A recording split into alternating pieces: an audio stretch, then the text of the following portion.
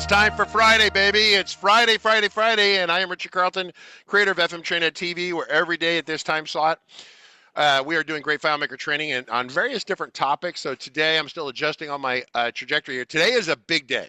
It's been brewing for a while, and it's a really high value day for all of you. So if you're catching the recording this, welcome to the recording. If you're catching it live, it's your opportunity to ask questions and partake in this live. We're going to have a live functional demo. With that in mind, I am Richard Carlton. This is the upcoming broadcast schedule. Today is AI voice dictation. All right, so let's get into this. So I'm going to quit doing that. As a reminder, this is FM Trainer TV. If you want to know what we're doing, it's up here. You come down here, check the schedule. If you want to support the channel because you think that we're awesome and we're going to give you a really badass free sample solution today, feel free to purchase one of our training bundles that helps keep the lights on, right? All right, so let me start this off. So we're going to start. I need to lay the groundwork. So if everyone's patient with me for like say 5 to 10 minutes, I'm going to lay the groundwork on this. It's kind of important, okay? Some of you are like, oh, it has AI, so I'm interested in it. But let me lay the groundwork on this, right? So this is Sean. Sean's here with us today. He's one of our kind of intermediate / senior developers, FileMaker coaches, and he built the underlying tech today after I yelled at him a lot, right? And I said, this is he goes, I'll do better. And then I said, this is I'll do better. So let's talk about today's show. So what I've got to do is I'm going to walk us through how we got to where we're at. So what I'm going to do is I'm going to fire up the Keynote presentation right here. I'm going to go here. It's only like 8 slides, but this is, A, it's very entertaining. You'll enjoy it. But B, it really helps frame it. I have not really been looking for a reason to use AI. AI thus far, there's been some Claris presentations on it, and there's a couple people in the FileMaker community who are really, really smart. And without me saying this person's name, he's another trainer, and he had basically done, he invented warp technology, cured cancer, done backflips, and because he could do all that, he was able to get AI to do useful for him. And I'm like, nice, that's great. Most people are like, hell, we'll have AI like do a search for us, and it's like, and it's not what you think it is. It's smart math. It's not necessarily a person. It's not self-aware. It's just really, really smart math. We covered that with the folks from Beeswax when FileMaker 24 came out. And so I haven't yet to seen a really useful situation until now. As a CEO, I have 30 people RCC that work for me. I still have one customer, and I have to build for that customer, and it allows me to still maintain my level of expertise because I'm in FileMaker. I'm coding it. I am not a code monkey anymore, but I do enough to kind of maintain that skill set. But it also means I'm interacting with the customer, and which is really interesting. So these are the personas per se that we have in the FileMaker community. So we have business owners on the left. This information is interesting for you. If you're a brand new FileMaker developer, this information is useful for you. If you're an intermediate developer, which a lot of you are, this is great. If you're a senior ninja, this is you could build, but we're going to help cut the corner and get you there faster with what we have cooking today. Let's start with a couple fundamentals of how we got to this situation. So FileMaker is a fantastic platform. There's some really talented engineers at Claris that work on it. The talented FileMaker community, all of you, are super awesome. And so we run into customers. So who hires us to do work? If you're an in-house person, you were hired to build work on a FileMaker solution, support one. But why did that company have FileMaker in the first place, right? That's because they were overwhelmed with their previous processes. They were on paper, they were on Excel, they were on Salesforce, they were on something that sucked. And then they needed you to build something better for them. And they knew that it was slow and inefficient.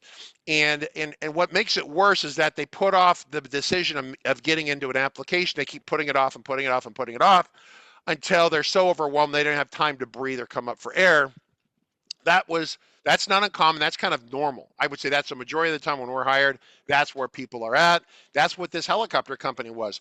They came to me, I was like, they were talking to me and I'm like, you guys aren't really ready for what it's going to take to get a FileMaker solution. And so a year goes by and they come back and go, dude, we really, you seem to know what you're doing. You seem competent. When we first met you, we weren't so sure. We thought you might be full of shit.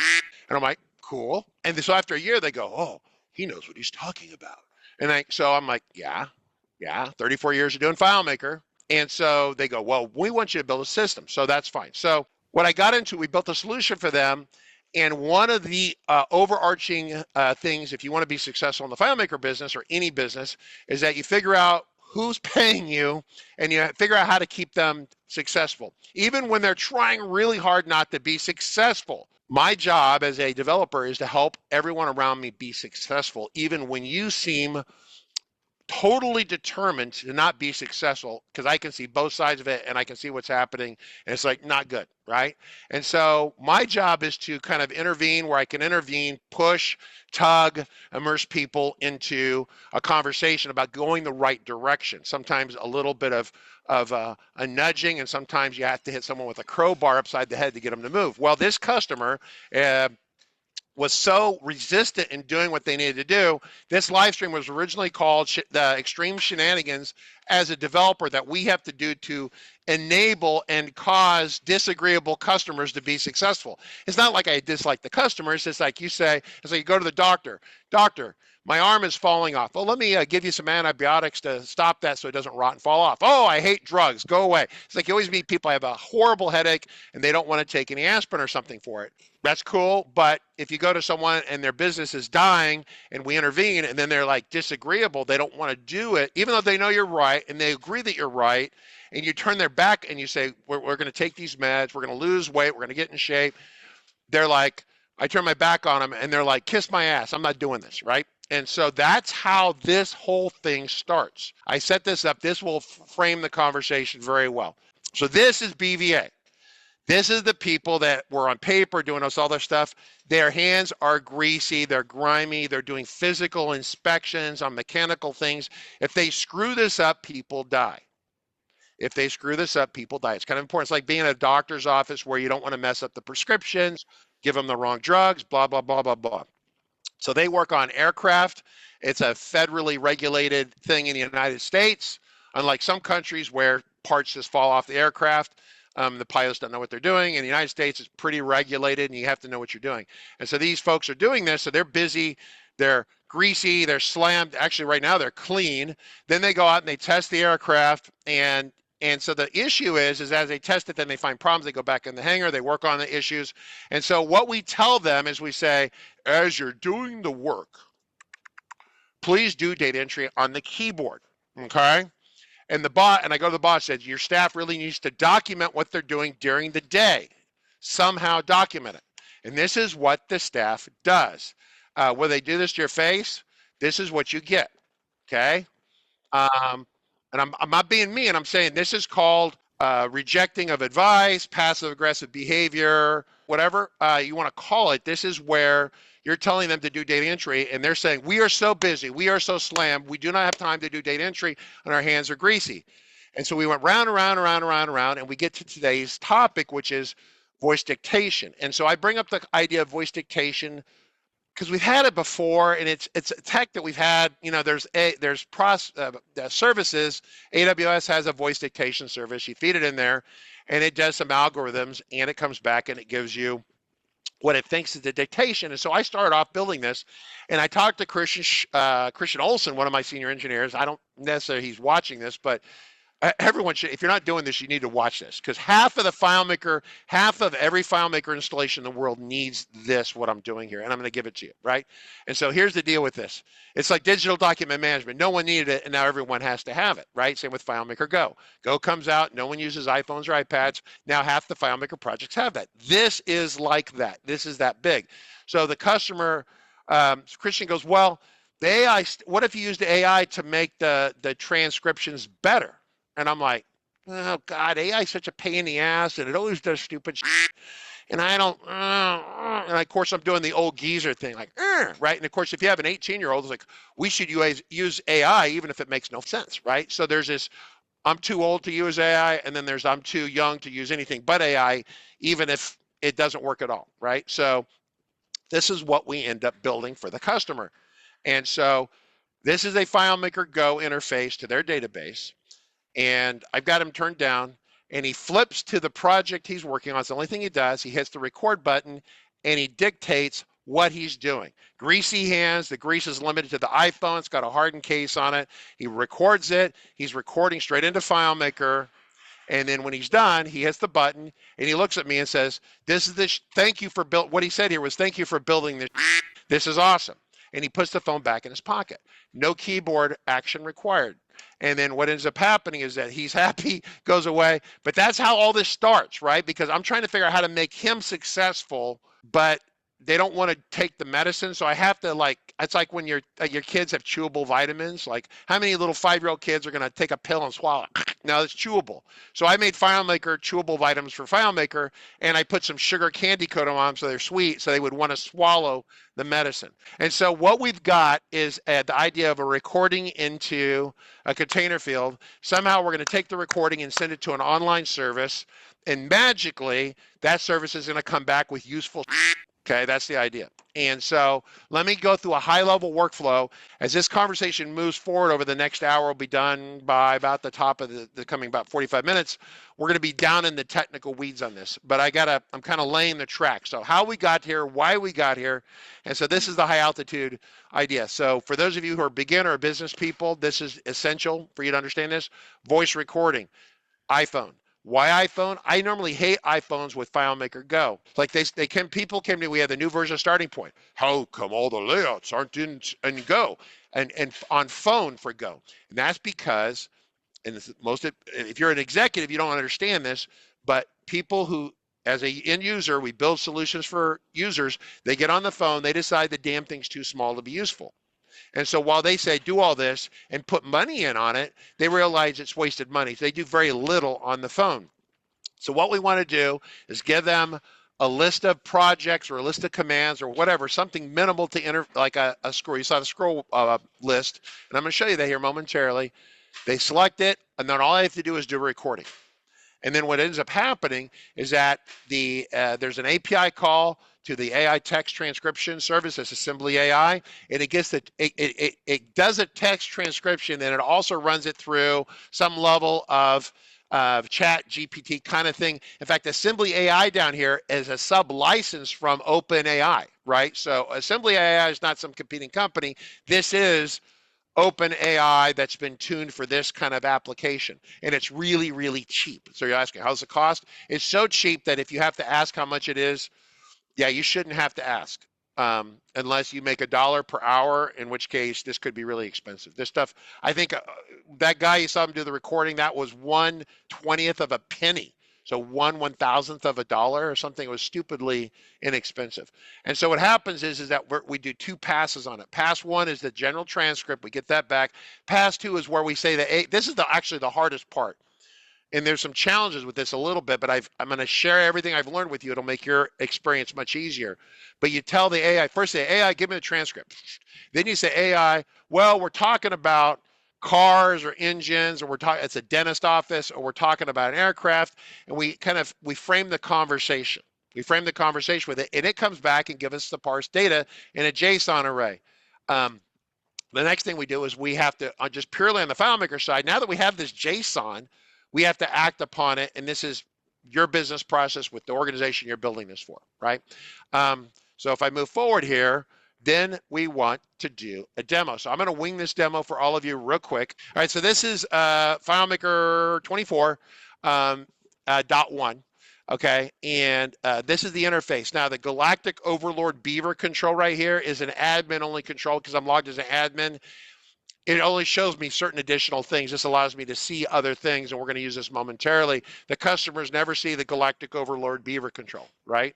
This is the interface in FileMaker Go. They're a Windows shop. For those of you wondering, this all runs on Windows. It's not in any way a Mac specific thing.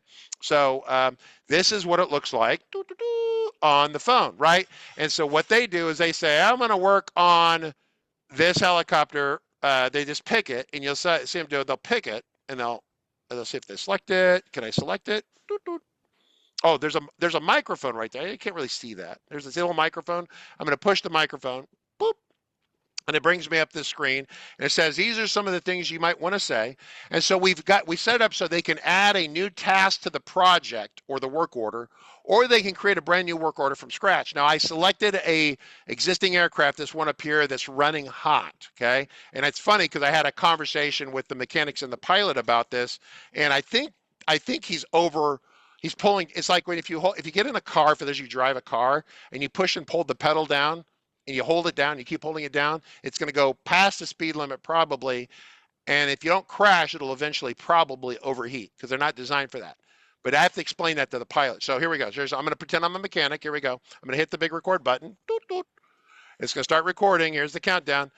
Pilot reports the turbine engine is temping out, but he's probably pulling into the emergency 5-minute power. He probably should not pull that much torque on a turbine engine, and we need to send him back for remedial training. This is going to be 5 hours of overtime work, and we definitely need to change the muffler bearings on the helicopter. And then at the top, save, done, okay? Now, there's no feedback that's given to the customer here because they're busy, they got grease in their fingers, they assume the computer is competent, they assume I as a developer is competent, and so they put this in a pocket and they're done.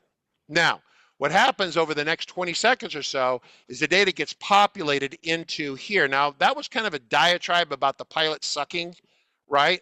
And I know the guy's a nice guy's a good pilot, but I think he's asking too much of the aircraft, so I'm not sure there's really a problem. So I go down here to discrepancies, and I see if there's anything in here yet, and I'm wondering if it went to this one. What I can do is, after about 20, 30 seconds, what happens is that the FileMaker server is going to run this and process it for me, so it's a PSOS routine. Now, I can check on the status of it by going to the Galactic Overlord Beaver control.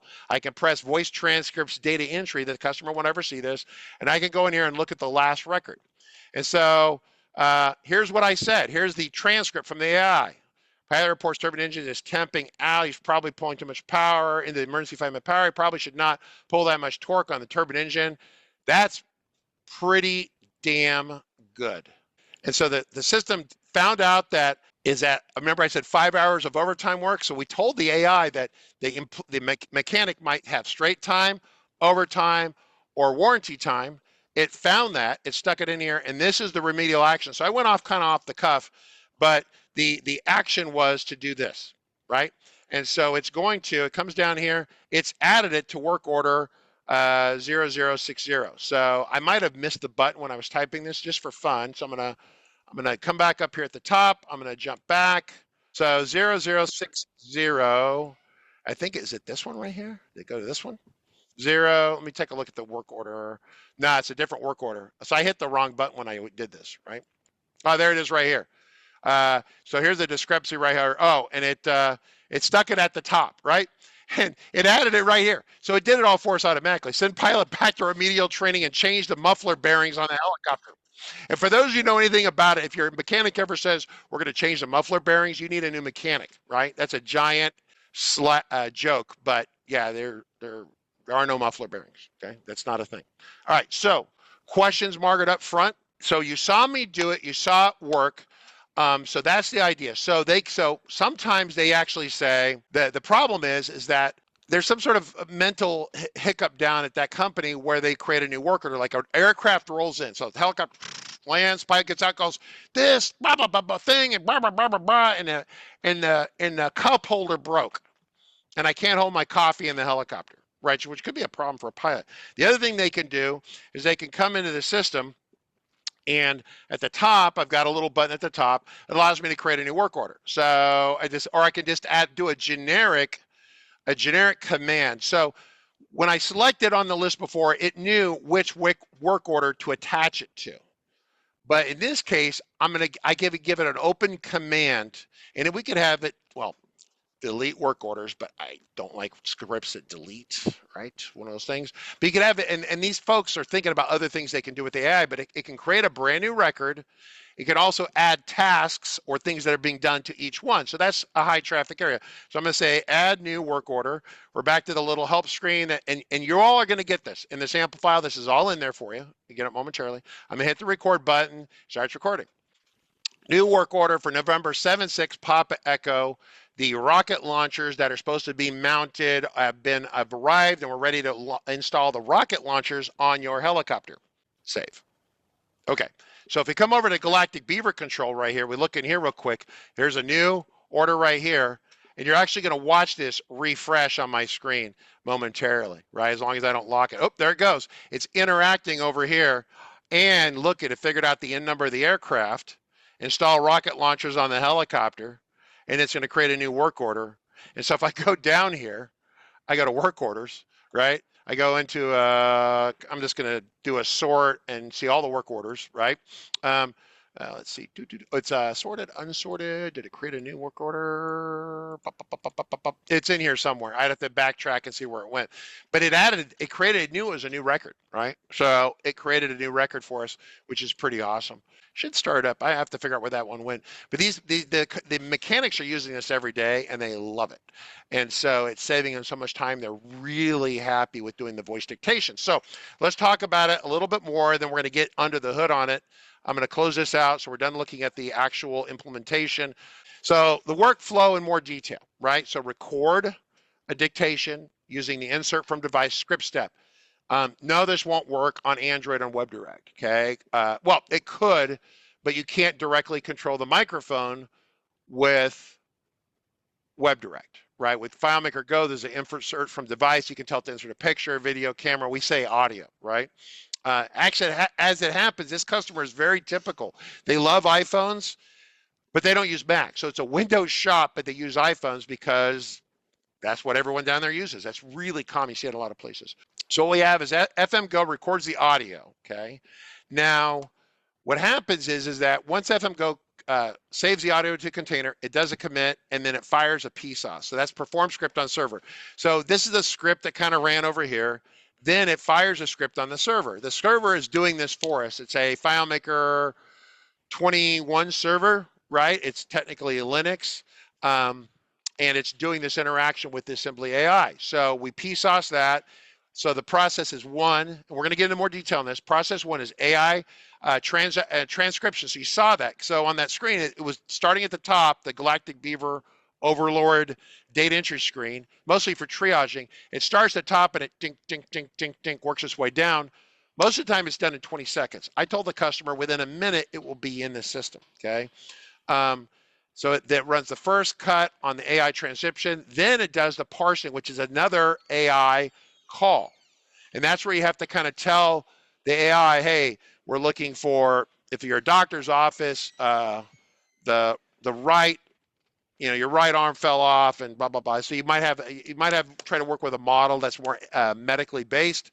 Ours is a standard AI model, but we told it to look for certain things like the end numbers, things like that. We'll talk about that. So REST call one, REST call number two, essentially at big altitude. Then the data comes back as a JSON and gets parsed into different fields, right? And so we have a field of what is the description, what is the end number, that's the big tail number on the aircraft, so we know it's like your personal social security number. It's what your ID is in the United States. In other countries, you have a government ID, right?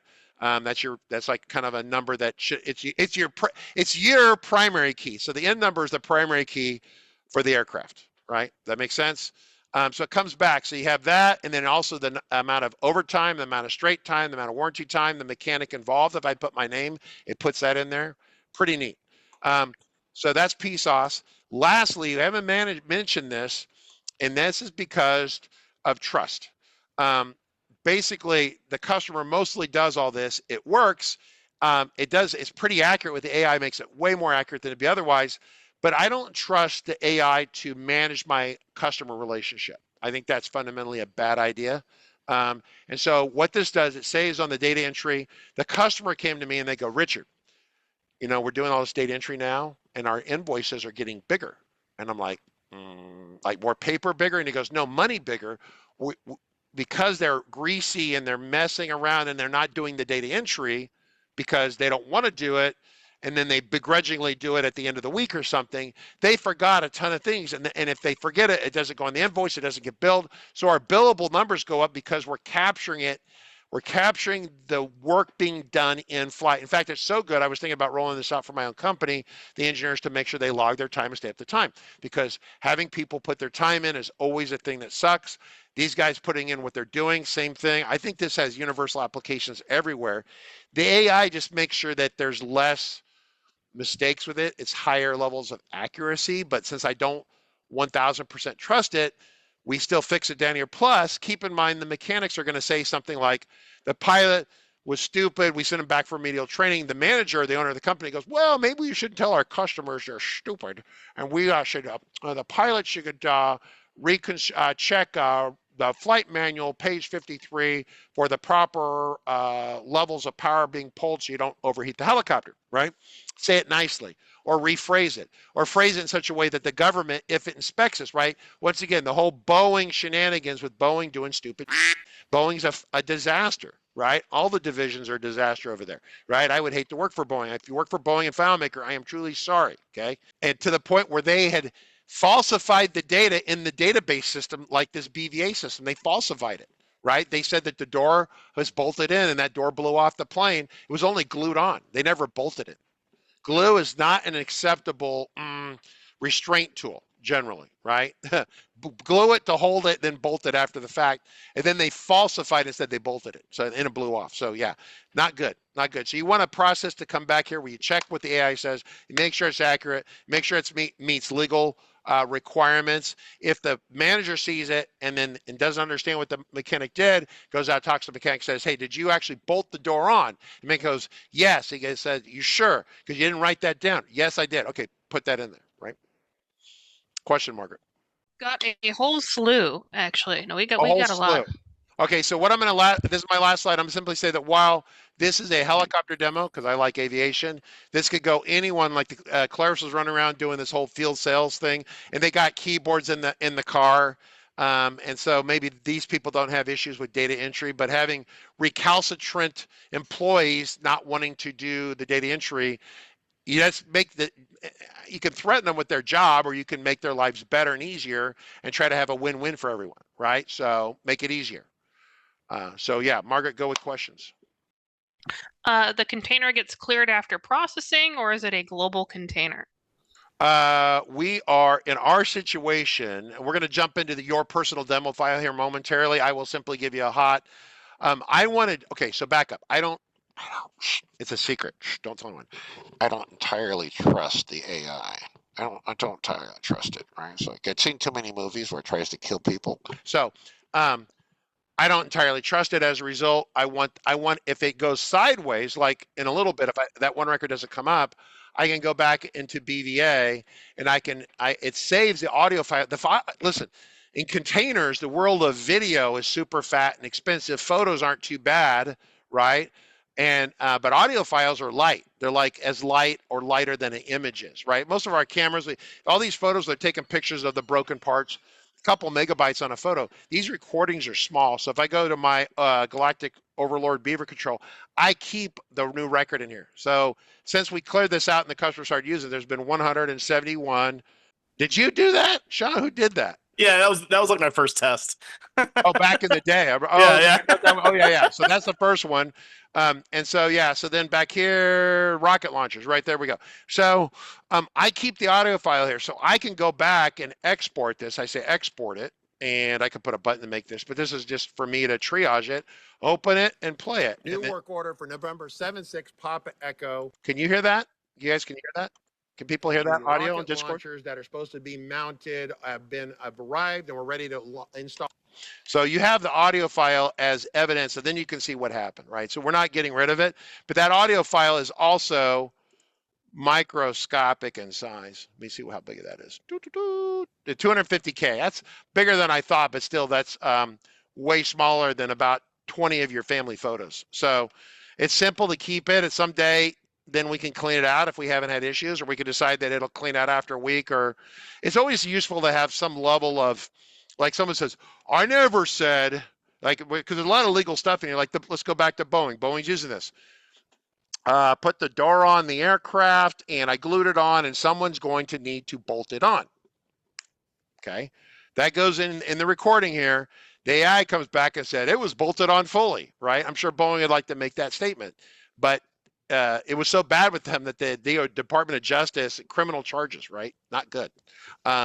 So they cooked the books, right? So this gives you a little more evidence. You don't have to keep it. So the FileMaker Go sticks it in here in this container, creates a new record, sticks it in here, and then fires off PSOS. It commits the record, so then PSOS, the FileMaker server has it.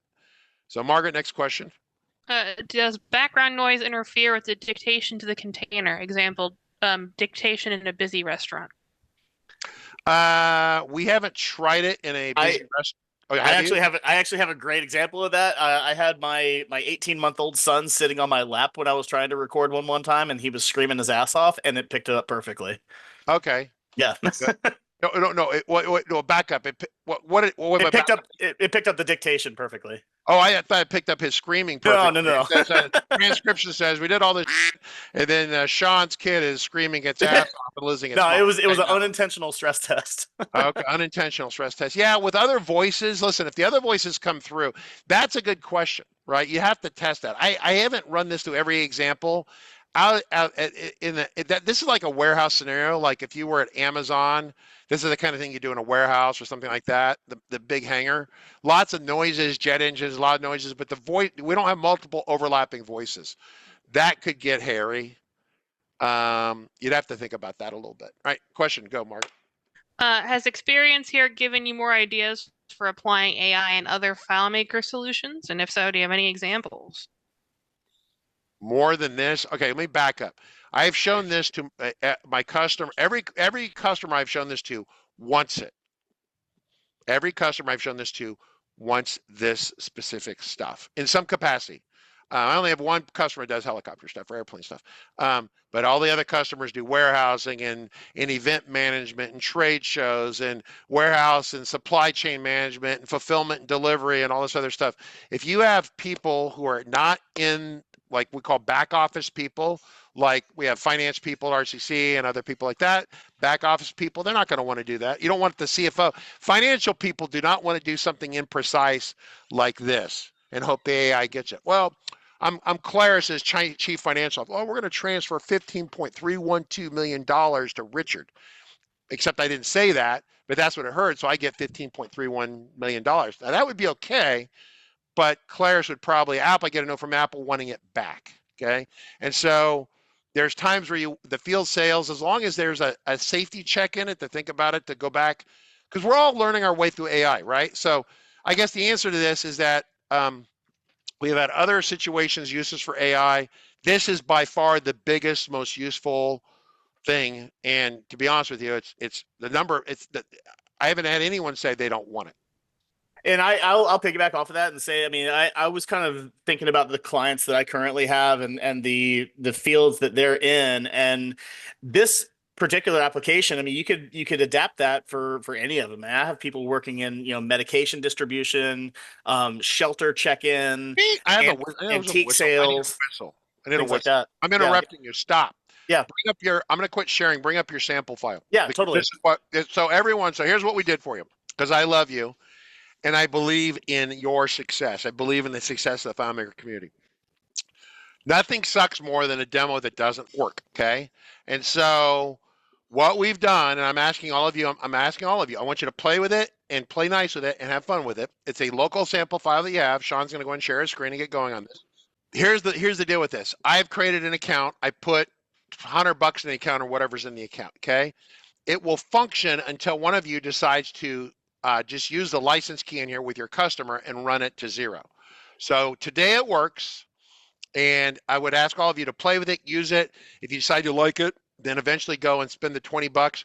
But since we started this, we've done hundreds and hundreds of transcriptions, and we haven't burned through $20 yet, I don't think. Right? I don't even think we've burned through $2. Okay, yeah. So yeah, the service is designed from the big picture as a high volume kind of thing. Like if you were like if you're like a sports team and you had people calling the number to try to get in on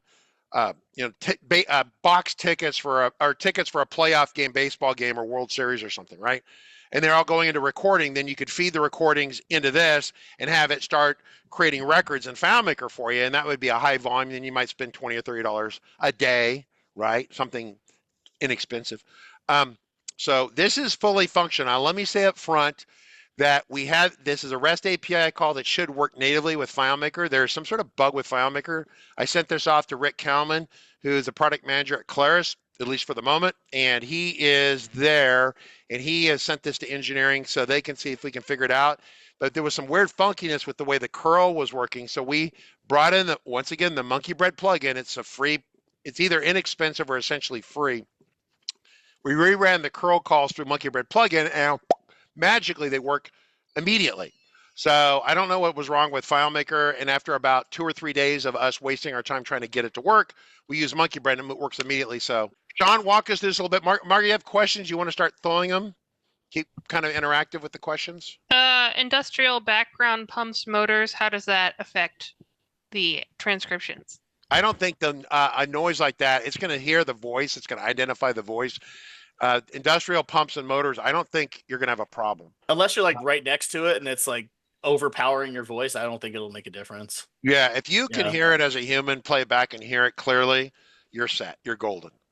You might have to. I mean, once again, this gets back to what kind of iPhone you have, and like so the CEO down there is an older guy, right? And once again, remember I said extreme shenanigans for disagreeable customers. So he goes, I want to use that. Okay, here's the conversation, right? And so all his mechanics will get it out, right? And he's an older guy. And I go, it says, sorry, FileMaker Go 21 won't run on an iPhone this old. And I said, dude, you got to upgrade your operating system. Oh, I'm not going to upgrade my operating system. So he promptly gets out the crankiness. I threatened to get him to Pins undergarments, and he gave me the bird. Yes, you got to have a reasonably modern phone. And these guys all talk to it like this, and then they put it back in their pocket, right? Guys and gals, right? So this works by the AI parses what happens, and then FileMaker takes what the AI parses and has scripts based off of what it recognizes? Yeah, that was that kind of sequence you covered before, but it's a lot to absorb for those of you. So why don't we do a demo and walk through this, right? So can you do a demo for us? Yeah, totally. Do you want me to kind of go through just the tabs as they are and then hit the demo after that? Just do the demo. Okay. Just do so the demo I have 3 sample recordings in here, so feel free to use one of those. You can also use your own recording software like QuickTime or whatever to record your own voice. So here's the issue. On Go, see, Sean, this is where you have to explain this, right? Yeah, totally. Go, we don't have to just use the recording because there's a script set called insert from device that tells the phone to directly put a recording in FileMaker on your phone. That doesn't exist in Pro. And so you kind of have to do it backwards. We're in Pro, we code it in Pro, but we test in Go. So if you want to see it work on Pro, you have to have a pre-recorded little audio of whatever. So he has these. So grab one of these, Sean. Now do you understand? So I'm going to copy one of those. We're going to hit this because that's what you would do on the mobile device. And then it takes you to what you would see on the back end if you're on. This is the back end. So you'd only see the recording screen, right? So normally, right. Okay, I'm going to hit this right here. I'm going to hit the button right here. So everyone would see, normally you're going to see this. I'm recording. But on the back end is what the PSOS is running on the server. Well, in your demo file, it's all designed to run locally. Yes. In our solution, I didn't want the phone tied up doing stupid AI stuff. Okay, does that make sense? So, but yeah, go and run it now.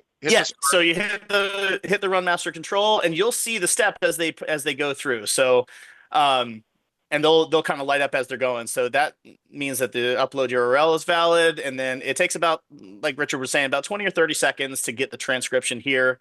But then once you see that show up, the rest of it will basically just go almost immediately. So, basically saying, got a work order for 35,852 for Richard Carlton as the customer. My name is Sean Hughes. We're working on a 2001 Chevrolet Avalanche. Tires are all busted, need to be replaced. The windshield has a giant crack in it, need to replace as well. 4 hours of warranty labor. And as you can see, the parsing down here, you're adding a project. There's your work order. There's your year, model, and make. So Sean has this up here. I'm going to draw with my draw thing. Okay, so I'm drawing up here. So we get this back. So that's like that one step where we get the overall transcription. Okay. Then we make another AI call and then we give it some specific instructions. We say, well, we're looking for this, and we're looking for this, and we're looking for this, and we're looking for this. And then we tell the AI this, and it gives us back this stuff here. Does that make sense, everyone? In fact, and then once it's in here, then all the hard part is done, right? Because you as a developer or as a person at a company knows that if I take a Post-it note and I write out, add a new project, do this, Richard Carlton, it's for the customer, Richard Carlton, Sean Hughes, the mechanic, it's 4 hours of warranty work in this. If I give this to you on a Post-it note, you can go into FileMaker and write a script and say new record and set field, done, okay? So that part's, frankly, stuff we've been able to do for the last 25, 30 years, right? But the AI gives us this is pretty damn accurate. And this has been pretty accurate as well. We've been really happy with this. So. And one thing that I've found too, and kind of what I wrote out here too on your, when you're talking about the use case, everyone that has an iPhone, they've used Siri and to either like play music or to send a text or whatever, which that works as well as it does, but there's issues with it, right? Sometimes it'll misinterpret what you say, and this is not that. This actually uses customized, consistent, active record keeping using only your voice and using the power of AI to actually get it to say exactly what you put into it. I've been shocked how accurate it is. Yeah, right. And in order to get it parsed too, so if you've never written instructions, if you've never played with ChatGPT or written instructions for how an AI should interpret what you're saying, this is kind of this is basically what is written into this file, assuming that it's an automotive maintenance kind of thing. So once you get into the file and if you choose to use this for your own solution or whatever, this is where you would want to really dial in and customize everything. And basically just like, imagine you have like a 5-year-old who's incredibly capable of doing anything possible, but you have to still give them instructions like they're a 5-year-old. That's basically what you have to do. So, you could read through this on your own, once you get the sample file, but you basically just have to tell the AI exactly what you want it to do. And it takes a little bit of time to dial it in. And can you go ahead and show that real quick? And I'm looking at the questions right now. If you folks have questions, please ask. Someone says, what's the minimum version of FileMaker? We built this. The customer is still using FileMaker 20. We're going to upgrade them. I tested it on 18 and it worked. So. Oh, really? Okay. Yeah. Great. Now, as a reminder, you need to install Monkey Bread, and it's free, and otherwise it's pretty inexpensive. And it's Monkey Bread should not be required here, but the stupid insert URL curl, there's a bug in FileMaker. We don't know where, but after 3 days, we wrote it up, made a video, and sent it to Claris. Yeah, I think ultimately, like if we do a version 5 or 6 of this or whatever, we could probably do it removing Monkey Bread from it. But for now, this is how it works. Well, yeah, I mean, it says, it's how essential that plugin is for all of us here. Yeah. So, it's really inexpensive for what it does. It does a ton. Yeah. Okay. So, and as far as dependencies, like again, if you want to use this in your own solution, you do need the MBS plugin, at least for now, and then you would have to get an Assembly AI API key. And the important part here, like Richard said in the beginning too, was loading money into it. So it'll work for free up to the point where you transcribe it. But if you want it to actually parse out into the fields, Assembly AI does require a paid account. Which we're giving you. Yeah. They're giving you in the demo. They give you overabuse it. They give you a $50 credit to start, but you still have to put money into it. And I think you can start with $10. And again, we ran through like 200, 300 tests of this thing, and we've barely used $3 of it. So, it's useful for a long time. Yeah, exactly. All right, so let's talk about the parsing instructions real quick. So that was a little more tricky. So this is the text. If you want to, I don't know if you can zoom out on that or not a little bit. Yeah, I can try. Yeah, there we go. So on the right side is, we'll go back to the parse. This is what he actually wrote to Chat GPT or whatever this underlying engine is, right? It's not, it's OpenAI, but it's the lemur. This is the parsing. So he actually said to the AI, please extract the following, blah, blah, blah. So this is actually like a human, almost like conversation, like this is what this stuff is, and this is what this is, and this is what this is. And so we sent all this along with essentially the recording. And then it comes back with a JSON of parsed data, which is, I think, right there. Is that right there? Yes. So this is, and you can actually, there you go. You can see that right there. Yeah, there you go. So then, and then it tells you how much tokens it used and stuff. So I was really, okay, so let me back up a second on this. It's kind of a funny conversation. So I was really mad about 2 weeks ago on this, 3 weeks ago. I was pissed off because it kind of worked, but down here it had and we had a huge arguments about even how to phrase this without being offensive to people, because people these days are so sensitive, right? And so this part would mostly be accurate, but with the lemur, they have, this is their OpenAI or the Assembly AI gets you this, but then their lemur, like a service, gets you this part down below. And this kept coming back incorrect. And I don't mean a little incorrect. I mean screwed up 8 ways a Sunday. It was bad. And Mostly the end number. yeah, well, it couldn't understand that an aircraft would have an ID and then Yeah. it would just screw it up. And I'm like, God, this sucks. So I sent their CEO, true story, a email saying that their lemur shit on my floor, exact words, and that I can't show this to all of you because it sucks so bad. And then somewhere along the way, Sean gets an email basically says, well, what level of it, I'm going to paraphrase here, what level of intelligence did you assign to the lemur? And I said, I don't know, it's a default setting. It should be set to smart lemur. I don't need, I guess we'd say intellectually challenged lemur, but like dumb as a stump, caveman lemur. And it was screwing it. So then Sean goes in here and resets the model to anthropomorphic Anthropic Claude 3.5 Sonnet, which is like their top tier. Like we have been using the bottom tier, like smart lemur. Give me the Yes. smart lemur. Whoa, that's going to cost you extra 1/1000th of a penny, right? This is for guys with helicopter. They can't afford that. Just go away, right? Stupid. So guess what? Sean turns on smart lemur.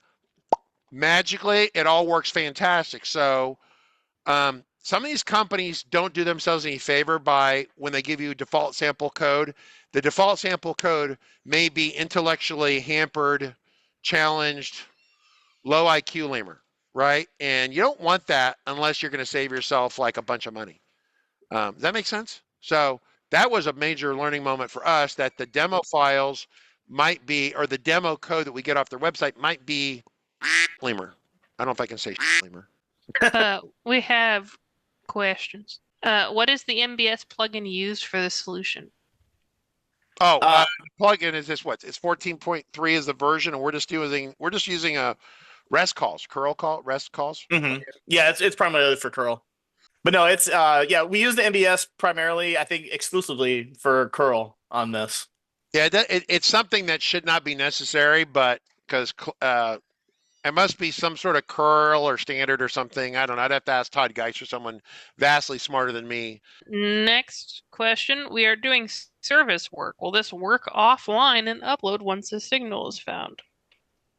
All right, so that is not a. Okay, so back up. So can I share my screen? Yeah, let me Quit stop. sharing. I'm going to share my screen. Well, it's not. Okay, so back up. It has nothing to do with. It has a backup. So in our solution, okay, we have some mobile screens that are set here.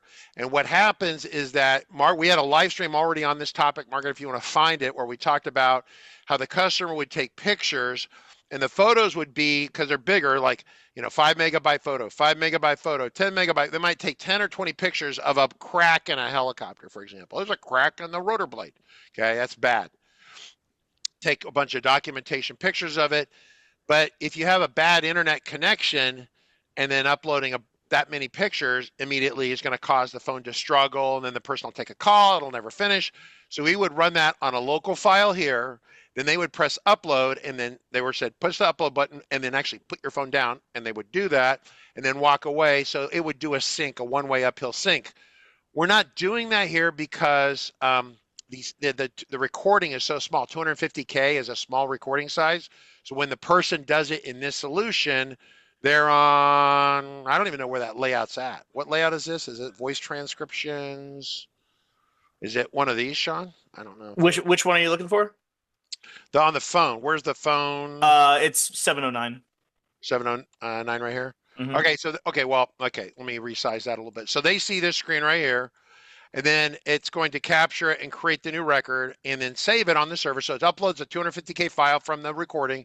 Then it commits the record, so it's saved and available to the server. Then we run a PSOS command, which tells the server to go do it for us. In your sample file, we pulled that out because you don't want your sample file to be dependent upon a server. It's a bridge too far for a basic demo. If you put monkey bread on your computer and you download this file, it will work right now. That's the goal. So yeah, you could do it offline, but we didn't because the recordings are so light. Margaret, next question. Is there a maximum recording size? Like how much can you speak and talk, and how many orders can you give before the AI freaks out and keels over and dies? Well, we do one recording is one action, right?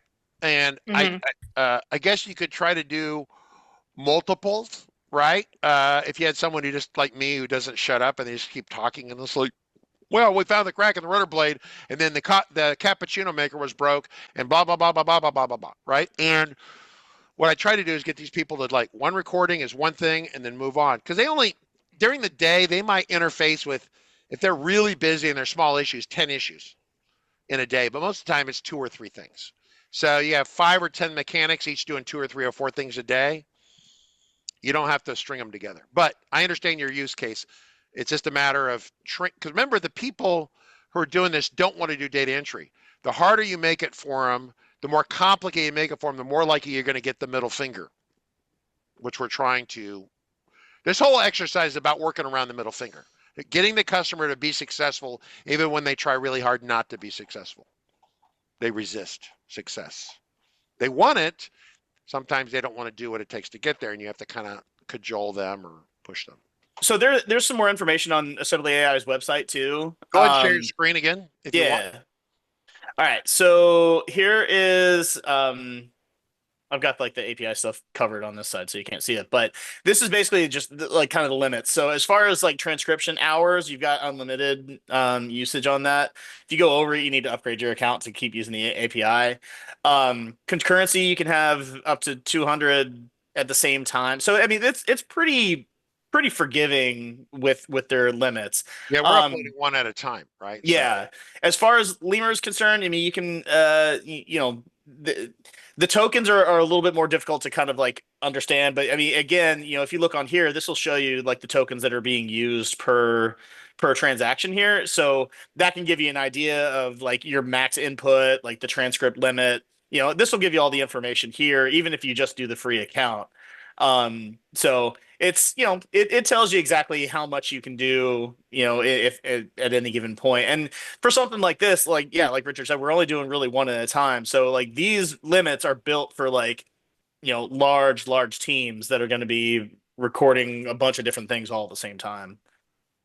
Yeah, a public facing website or something where you're getting data like that. Yeah, so it's good stuff. It's I'm pretty happy with this overall. I am too. It turned out really good, especially with all the hardship of trying to get it to work. It's looking really good. Well, it's like, you know, your first steps on the moon, right? You try it and it's like then, and I was so mad because we'd invested all this time and money, and I thought it would work, so I just kind of did it for the customer, and then they could pay me after the fact. And I knew that I would never get my money back if the lemur that the AI model was this stupid. And we finally figured out that their default sample code was for dumb lemur. And I'm like, man, this sucks. So turned up the high, now it's great. And I'm like, oh, thank you. So yeah, so it's like, you know, you always never want to promise anything to customers you haven't done before. This is I'm sharing with you what we've done. I give you the sample file. My Jacob Taylor's my security guy. Not a big fan of keys getting out like that. I can just say that we set up an account and the key in this file specific for this file. It only does this file. So if someone abuses it, then this file will quit running, and from the standpoint that it won't interact with the AI stuff very accurately. But yeah, you need to have a monkey bread in there. Monkey bread yesterday went to 14.4, but I think we developed it with 14.3. But I don't think we're using any new capabilities like that. So if you have a monkey bread within the last year, I'm sure it works just fine. So, and everyone I've shown this to wants this. So, and it's obviously adapted for their organization. So if any of you want help, send me an email at support@rcconsulting.com. I have you talk to Sean. If you want to take the sample file and roll your own, go for it, right? A lot of you will have the technical chops to do that. Some of you have the technical chops, you don't have the time. If you want the guy who built the demo file to help you, just shoot us an email and he'll give you a ring-a-ding. Cool. All right, anything else? It's Friday. Goes fast when you have a lot of good. This is really good content. This is for the TV, for a show like this, money. Except I don't get paid for this. All right, so if you want to support the channel, buy one of our subscriptions on fmtrain.tv. We appreciate it. Anything else? The curl is well clear at the end. I don't see it. Labo404 is asking a curl question. It says the curl is well clear at the end. I don't see it. Sean Hughes. I don't understand the question. It's a REST call. There were curl options in there, right? Were there curl Yeah. options in the REST? Yeah. Okay. Yeah. I don't know where it's at with the monkey bread. You'd have to go back there and look at that. But your mileage may vary, Labo. I mean, a lot of you have been through a lot of training, so you're able to handle this directly yourselves. If you have questions about this, you don't understand it, you want help, send an email to support@rcconsulting.com, and we'll connect you with Sean. All right, cool. It's Friday, everyone. Have a good one. See you Monday. Bye-bye.